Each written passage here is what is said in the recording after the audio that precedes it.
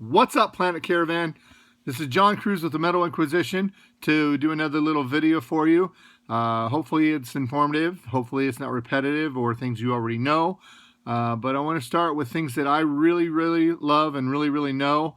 Hopefully I can give you some information about these bands that either you don't know or make you aware of some albums that you didn't know about. But my big love in metal, as I said in my first video, is thrash. German thrash has always been what really helped me grow in my metal journey, as I call it. More specifically, the big German three: Destruction, Creator, Sodom. That's what I consider the big German three. My favorite of the three is Destruction. So this is going to be a three-part video series. Part one right now is Destruction. So we're going to talk about Destruction a little bit. They formed in the early 80s, 84. This is a demo CD that features the Tormentor demo as well as the Destruction demo. Tormentor went on to become Creator, for those of you that may or may not know that. Here's a picture, kind of a cool picture. It's got Angel Ripper from Sodom and the guys from Destruction. Maybe Ventnor. It's kind of hard. Now it looks like Sodom and Destruction picture. Anyway, really cool, kind of a bootleg piece. They then put out a little EP called Sentence to Death. It's a 5-song EP, I believe. Really raw. And if you like death metal at all, there's all this argument going on about death, Scream Bloody Gore, or Possess, Seven Churches being the first death metal album. I can test that some of the stuff that was even out before that, like early Destruction, early Sodom, really put kind of that thought process about death metal in place. And this album is definitely one of those. Destruction, Sentence to Death. This CD also contains Infernal Overkill, which, if you'll flip it over, has the album on the back. This was their first full-length album, Infernal Overkill. Here's what the vinyl looked like. This is the actual original vinyl that came out on Metal Blade Records in the U.S.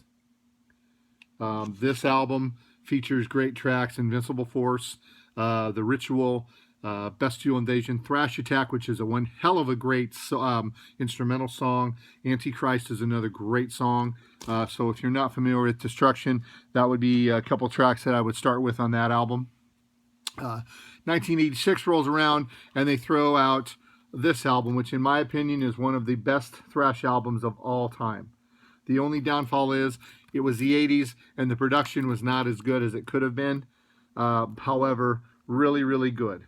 This is a version that was on Axe Killer that takes off what they have on this. So this is what typically, if you buy the CD now on eBay or anything, you're going to get. It's the Mad Butcher Eternal Devastation 2-on-1 CD. On that CD, every single track that you hear for Eternal Devastation, there is a count off. Now, bear with me. So before each song, you'll hear a cymbal count off. If you have the vinyl and you listen to that cymbal count off just is not there. And I always wondered what that was, and I am friends with Schmear, the singer, on Facebook, and I finally sent him a message one day and asked him what that was. Back when they used to send the final pressing or the final draft, if you will, of a record, they would send it to the record company and they would have the count off, and they were supposed to remove that before they pressed the CD. Well, the record company didn't remove that, and so that's why you have that in there. The Axe Killer version doesn't have that count off, and I assure you, on this record, there are songs that it just, in my opinion, it just really ruins the sound of it.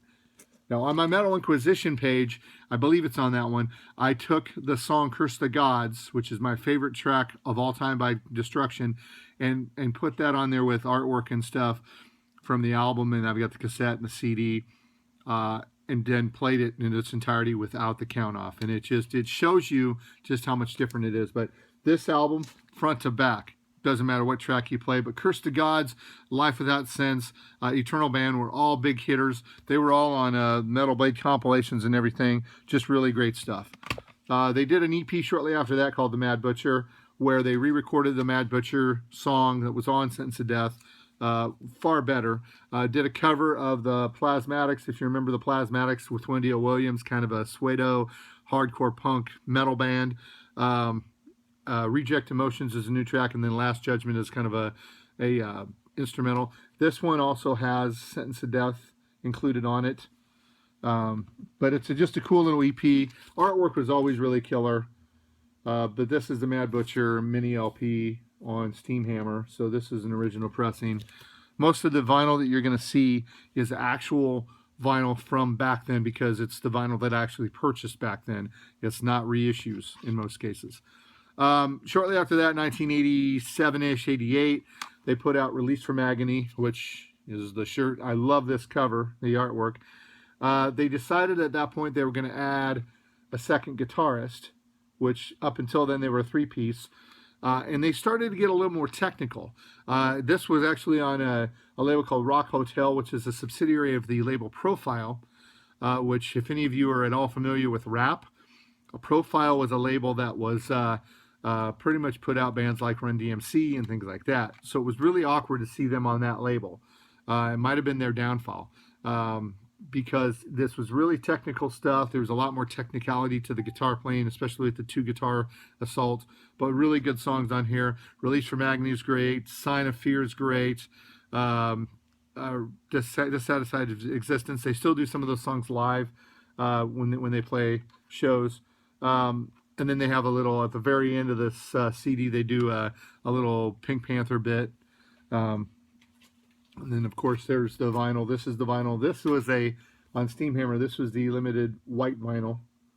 So, again, that's kind of a cool little thing. They did a live album, then after that, Live Without Sense.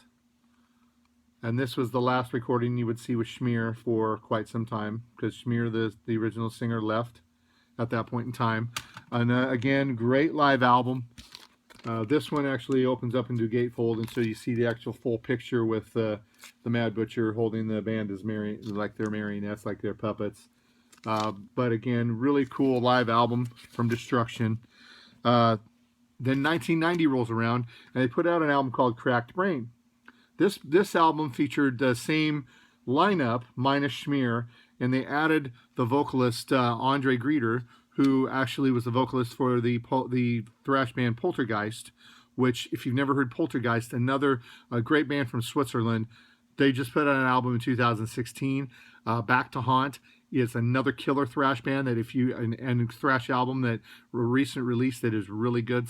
I did have a few people ask me about older thrash bands putting out new stuff, but Poltergeist, Back to Haunt, check them out. But Destruction, Cracked Brain, again, really great stuff. The song Cracked Brain, Time Must End, Ripping You Off Blind, Die Day Before You're Born, No Need to Justify. Kind of a neat little cover of the Knack song from the late 70s, My Sharona. And again, the vinyl. This one's again on Steamhammer. That's where the vinyl stopped for me. And then in the mid 90s, they put out some EPs and a full length. Now these are extremely and ultra rare, but the band does not consider them part of their discography. They're called Neo Destruction because they had a different singer. The first one was called just Destruction. It's a little Destruction 4-song EP. And it kind of tames down the sound a little bit. This was around the era when grunge was huge, when you had Nirvana and Soundgarden and Pearl Jam and all those bands filling the airwaves. And so metal bands were kind of a bad taste in people's mouths. So you can hear the riffing of the Destruction's original guitarist, the only original member left in the band at this point. And there are some decent tracks. I think the song Smile is okay. I Kill Children, which is not a Dead Kennedys cover, which I thought initially was okay. They did another little EP called Them Not Me. Really strange artwork, but they kept the logo. There's a few good tracks on here. Scratch the Skin, Bright Side of Leprosy, Push Me Off the Windowsill are kind of good tracks. They're okay. Again, the band does not recognize these as actual albums within their discography, but they are releases from Destruction, and they do feature Mike the guitarist from Destruction. He never left the band. This one is uber ultra rare. It goes for a lot of money whenever you see it. So it was unofficially reissued by the label a couple years ago, so you might be able to find a bootleg of it cheap, but it's not really worth, unless you're a collector, it's not really worth the money, because I couldn't really tell you a song on here. It's called The Least Successful Human Cannibal. During the time that they were touring for this, the singer for that album decided he was going to try and sing some old Destruction songs, and he forgot the lyrics, or didn't know the lyrics. And basically the band got booed off the stage numerous times, at which point Mike decided maybe it's time to go ahead and try and reconcile with Schmier. During that time that Schmier was off from Destruction, he did two things. One, he opened up a bistro in Germany, and he was a restaurant bar owner. But two, he was in a band called Headhunter, and they released some albums. So this album was called A Bizarre Gardening Accident, and ironically, it wasn't on this album. No, it's the next album. But this is more in the vein of what you got. It kind of released from Agony, a little less technical than that, but he was a vocalist and bassist on that. And then they put out Parody of Life, which actually I think that was the reverse order. Parody of Life was first, and then that Bizarre Hunting Accident. On this one, there's a song called Crack Brained. Not the same song, but it was kind of funny. And then they did a third one called Rebirth, kind of creepy cover. And this was a little bit different. This one kind of added a few little almost industrial elements. And then years later, Schmier, when he was back with Destruction, the band got back together and put out this album, Parasite of Society, which is another really great return to form. So anybody that's just, this year is like 2014, or I can't really read I'm getting old, I can't read small print, but it's actually a really good one to check out as well. But in 1999, sure anything, they got back together with Schmier and put out All Hell Breaks Loose. There's some great songs on here. There's All Hell Breaks Loose is great. The Butcher Strikes Back is great. Machinery of Lies. This whole album was really good. Peter Tägtgren from Hypocrisy produced it. Great full production. Got great crunchy guitar that Peter Tägtgren's known for. And then they re-recorded Total Disaster, which is the very first track off Sentence to Death. And again, it's a killer version. Peter Tägtgren played guitar on it as well. They followed that up with The Antichrist, I think in the year 2001, which has great songs like Thrash Till Death. Another one of my favorites, Nailed to the Cross. Just some really great stuff on that. Followed that up in 2003 with Metal Discharge. This one's got a bonus CD that has a bunch of covers. They did a cover of Killers, cover of Whiplash, an Exploited cover, and then they did some demo versions of some different stuff that are included on here as well. As they went on, the albums kind of got to glom together a little bit. I'm not as huge a fan of the newer stuff as I am of the older, but they are all very, very, very solid releases. You wouldn't go wrong with any of them. This is Inventor of Evil. This was the next one that came out.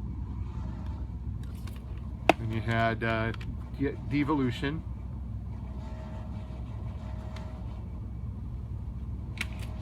Then they did one called Thrash Anthems, where they went back through and they re-recorded some of their best songs, and then there are a couple new songs on here. Initially, my initial reaction was, oh, they ruined some of my favorite Destruction songs.